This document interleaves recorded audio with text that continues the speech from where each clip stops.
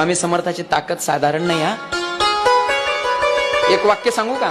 माणसाला स्वतःच्या जीवनामध्ये जर काहीतरी सामर्थ्य बनवायचं असेल किंवा स्वतःला सामर्थ्यवान बनवायचं असेल तर त्याच्यासाठी समर्थाची भक्ती केली पाहिजे. काही दुसरं करायची गरज नाही, फक्त श्री स्वामी समर्थ. बघा ना, तुम्ही तुमच्या जीवनातलं जर संकट तुम्हाला दूर करायचं असेल, बरेच माणसं जीवनामध्ये त्रस्त असतात. काहींना नोकरीमध्ये अडचणी येतात, जीवनामध्ये अडचणी येतात, धनलाभ होत नाही, संसारामध्ये सारखं काही ना काही गारणं चालू असतं. एक वाक्य सांगू का महाराज? दररोज नित्यनेमानं तुम्ही घरामध्ये पूजा करत असताना स्वामी समर्थाचा फक्त 21 वेळा जप करा. 21 वेळा, फक्त 21 वेळा. माझ्या जीवनातला अनुभव सांगतो, मी माझ्या स्वतःच्या जीवनातला अनुभव सांगतो.